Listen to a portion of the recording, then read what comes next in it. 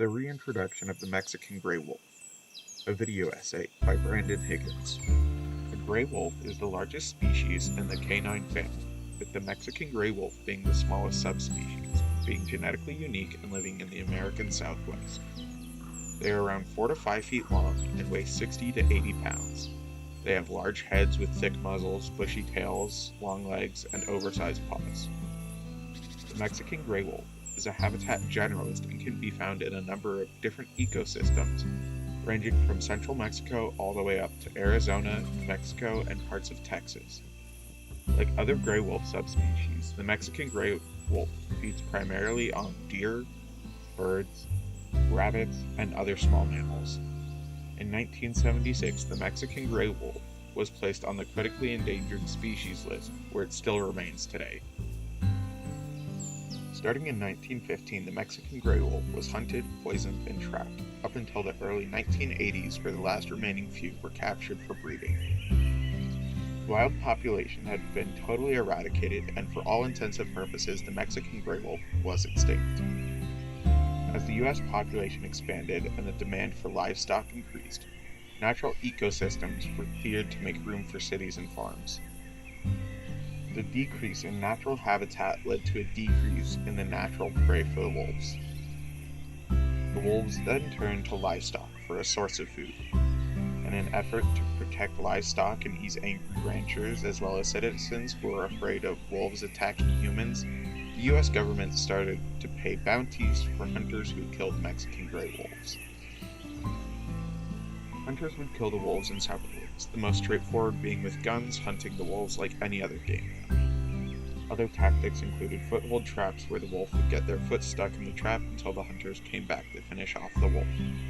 Another more brutal approach was the use of a technique called denning, in which hunters would place poisoned bait near a wolf's den, hoping that a wolf would find it and bring it back to the den, poisoning not only the wolf who found the food, but the other wolves, including the pups.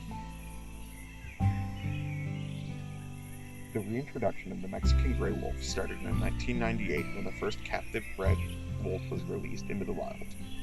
The first wild-born litter was born in 2002, and there are currently 196 wolves living in the wild. When the reintroduction process first started, almost all of the wolves living in the wild were captively bred and then released.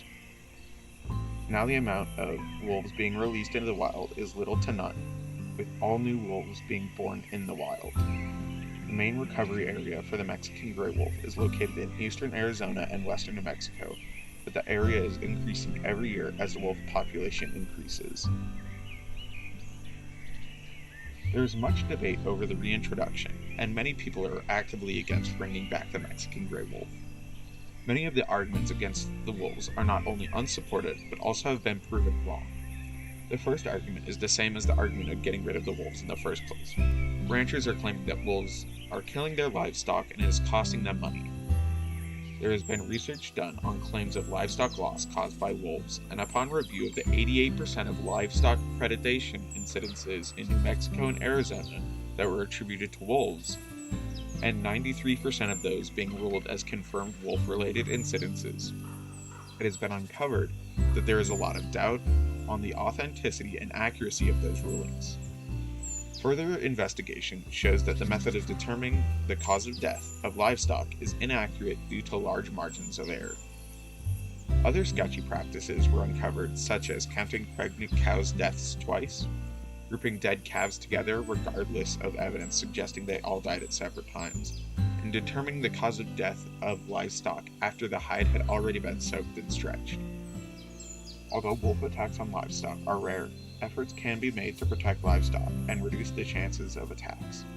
One of the easiest and most straightforward ways is putting up a predator-proof electric fence around your pasture. A similar argument that is presented is that the reintroduction of wolves is decreasing the availability of game animals like deer and elk, thus affecting hunters and their ability to harvest those animals. This too has been disproven, looking at the population of mule deer and elk and comparing them to the population of Mexican gray wolves in the wild. It is clear that even as the amount of wolves in the wild increases, the population of wild game has stayed relatively the same, with no indication of any major effect on the deer and elk population. fact, there is even reason to believe that the reintroduction may support growth in the deer and elk population. Wolves rarely will attack adult, healthy members of the herd they are hunting.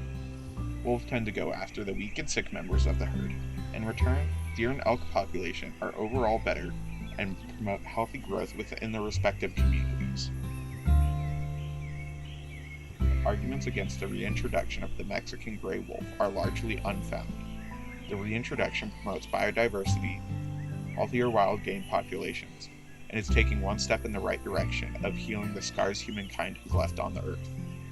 The pros of introducing the Mexican gray wolf into the wild greatly outweigh the possible cons, and this is why the Mexican gray wolf should be reintroduced into the wild.